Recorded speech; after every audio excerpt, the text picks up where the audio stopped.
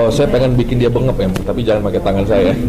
Gimana caranya bikin seorang Adit itu biru-biru ya? Biru-biru. Gitu. Ini udah dikit nih. Enggak, sebenarnya memang karena kita suka olahraga ya, Mas. Iya.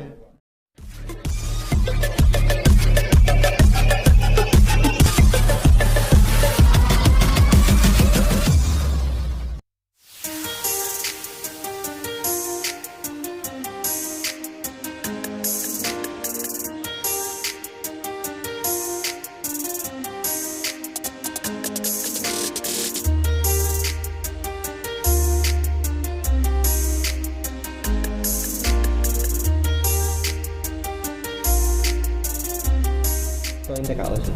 Wih. Dari awal saya udah berencana untuk pukul KO. Berapa ronde? Kita sih kan 4 ronde. Ya di ronde 3 ronde 3 lah insya Allah. Kita lihat aja nanti strategi dan permainannya beliau. Mungkin seperti apa nih? Oke, jadi di sini aku berdiri sebagai bagian dari timnya Mas Adit juga, lebih ke support sistemnya seorang King Fahd karena ini adalah pertandingan profesional pertamanya melawan seorang atlet yang sudah berkecimpung lebih dari 10 tahun bahkan 12 atau 15 tahun ya Mas? 2002 ya. Udah lama sekali dan ini debutnya Mas Adit langsung melawan Ibrahim Arobi, bukan Arobi ya itu saya. Arobi beda ya. Arobi beda lagi. Dan ya latihan Adit sudah 2 bulan lebih. Udah lebih. Dan sama pelatih dengan pelatih kelas tinju dunia bahkan atlet Indonesia tapi kelasnya dunia, jadi secara mental fisik King Fahd sudah siap menurut aku. Mungkin hal apa sih Mas Robi yang bikin Mas Robi tertarik? Oh, saya pengen bikin dia bengep ya, tapi jangan pakai tangan saya. Gimana caranya bikin seorang Adit itu biru-biru ya? Biru-biru. Gitu. Ini udah dikit nih. Enggak, sebenarnya memang karena kita suka olahraga ya Mas. Iya, gitu suka olahraga bareng sih. Kita suka olahraga dari. Dan abang juga suka suka berantem. Ya pada berantem di jalan kan mendingan kita di ring, ya nggak bang? Tapi belum pernah ketemu satu belum, lagi ya. sama King Fahd sendiri, sama Mas Adit. Tapi emang karena sama-sama hobinya olahraga jadi ya itu sih, supportnya seperti itu. Tapi Mas Robi sendiri mungkin nggak ada ketertarikan juga gitu mungkin pergi. Ikut latihan atau sebagai atlet profesional, badan gue ketinggian kayaknya. Ya, jadi kalau aku udah ke gym dulu orang udah, tapi enggak sih, enggak. Tapi kalau latihan pasti latihan. Gitu. Kalau sebagai atlet profesional kayak misalkan Randy gitu enggak sih. Mas Robi menggelar kejuaraan akhirnya di masa pandemi melihat Ya. seperti itu. Gimana ya? Mungkin itu King Fahd sendiri yang bisa lebih menjawab ya. Kalau menggelar pertandingan ini karena ini sebuah satu apresiasi ya.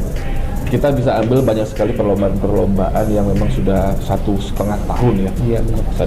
Banyak sekali entah itu cabang olahraga atau mungkin juga perlombaan menyanyi dan sebagainya, konser orang pasti akan sangat merindukan. Dan ini digelar seperti ini saya yakin bisa menjadi trigger baru buat atlet kita. Terlebih kemarin dari bulu tangkis sendiri harus pulang, tapi sekarang makanya ini Adit hebat sih sama timnya dari Sasana sendiri hebat bisa menggelar seperti itu.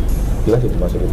Kalau itu sih sebenarnya bukan gue yang ngegelarin juga, cuman sebenarnya itu ada temen, jadi sahabat saya juga namanya Armin.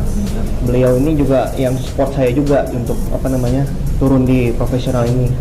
Bro, udah lo turun aja bro, besok nih main di tempat gue ya katanya. Oh yaudah deh, oke. Akhirnya saya main dan lawannya ini ya si Ibrahim dari Papua gitu. Oh ya kita sih terima-terima aja, nggak masalah untuk itu, dan semua kesiapan juga udah siap sih. Dan untuk mengenai acaranya sendiri semua juga udah ready sih, kayak penting. Jadi gini, di pertandingan ini kita ada 9 partai. 9 partai ini salah satunya itu ada dari Filipina, partai utamanya. Dan beliau pun sudah datang dan sudah dikarantina juga sesuai dengan prokes di kita juga, dan istilahnya nanti kayak di swab apa segala macam itu juga kita melakukan protokol kesehatan juga semuanya. Terus untuk kerjasama dengan Mas Robi sendiri seperti apa nih sampai akhirnya sama-sama ikut di TV? Sebenarnya sih nggak ada kerjasama yang gimana-gimana banget ya, maksudnya ya kita sebagai sahabat dan ya kita tukang berantem ya dan demen olahraga ya memang yuk bang yuk Pertanyaannya bukan gitu seharusnya.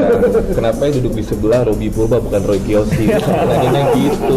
Kangen Roy Kiyoshi. nanya itu. Gue wakilin Iya, guys. ada yang berani nanya dari tadi ya. Santai aja sama King Fahd Maru, gak akan dijat juga. Pertanyaannya itu Takut Mas diajak Adit. sparring kali ya. Pertanyaan itu Mas Adit kangen gak sama Roy Kiyoshi? Selebritas mau nanya itu kan? Oh, enggak. Mas gimana Mas kerja? Bukan kerja sama sebenarnya sih, support system aja. Iya, Kita sahabat. sebagai teman, sebagai sahabat, jadi ya memang Iya, dan sama keluarga juga, sama apa namanya, istri Mas Adit sama bokap nyokapnya juga kita udah sering ketemu, sering ngobrol. Tapi ini aku terkejut sebenarnya sih Mas Adit mau turun langsung ke ring tinju, jadi aku makanya supportnya sebisa mungkin 24 jam buat doi lah. Kan lu tahu per jam gua mahal banget. benar. Bapak sempat menjadi promotor, akhirnya kembali naik ring. Yang memotivasi apa sih? Nah itu tadi dapat dukungan dari beberapa pelatih kayak Tantangan lebih teman. iya, maksudnya Ditantang. kayak sama beberapa teman promotor juga kayak tadi gitu kan, udah lu turun aja. Ah enggak, gue tadi ya memang niatnya sebagai promotor untuk ningkatin apa petinju, cuman dapat dukungan dari sahabat-sahabat Bang Robi yang lain juga petinju, ya udah ayo lah, kenapa enggak. Maksudnya istilah gini, gue punya skill, gue punya kemampuan untuk itu, kenapa enggak, kecuali gue memang yang nggak tahu apa-apa, yang ya itu barulah. Cuman ini dapat dukungan dan skill gua juga, kata beberapa pelatih gua, udah memang lu layak untuk turun gitu. Dan mereka mendukung itu gitu. Ya wes. Tapi aku punya pertanyaan mewakili mungkin Warta Buana Channel nih. Tenang Om, gue tanya ini Om. Lu nggak mau buat kayak the next petinju Indonesia gitu Mas? Maksud gue lu kayak apa, talent search-nya dari beberapa daerah disaring lagi 20, 30 sampai ada nomor satunya, nanti lu jadi promotor, jadiin ikutan kejuaraan dunia, kenapa nggak gitu kan? Lu nggak mau dengan segala akses dan power yang lu punya, lu nggak mau? Kemarin jadi gini, setelah gue bikin pertandingan yang kemarin Yang 2019? yang 2019 itu di Balai Sarbini, itu gue udah search ke Purwokerto, ke Surabaya, ke beberapa daerah juga lah, dan itu memang banyak banget Bang, dan itu memang udah gue saring segala macam. Ya akhirnya pandemi ini Dari usia gitu. berapa ke berapa tuh yang disaring? Kemarin dari usia 15 tahun, Bocah. 15 sampai 17. Itu jangan salah, cewek, wih mainnya top banget bro. Kita tunggu tuh. Iya, itu ntar lah. Maksudnya kita ada beberapa, ya maksudnya ini prosesnya agak panjang. Iya. Dan mereka kan harus tunggu umur 18 deh kalau nggak salah ya, untuk bisa turun di tinju amatirnya gitu. Jadi ya kita nunggu waktu dulu lah gitu. Dan berhubung ini pandemi juga, ini kita latihannya juga pasti pada masing-masing di kotanya masing-masing gitu. Nah, persiapannya sejauh ini seperti apa? Saya, iya persiapan sih sebenarnya lebih intens aja ya latihan. Tadinya yang tadi saya bilang dari tahun 2010 saya memang udah latihan. Maksudnya udah rutin, dan 2 bulan terakhir ini ya intensitas latihannya lebih kencang. Pagi siang sore latihan. Pagi sejam lari, skipping setengah jam, kayak gitu-gitu sih. Apa yang paling berat? Skipping. Bosan. Gini. Itu bukan berat sih sebenarnya, lebih ke bosan aja sih gitu. Kira-kira untuk lawannya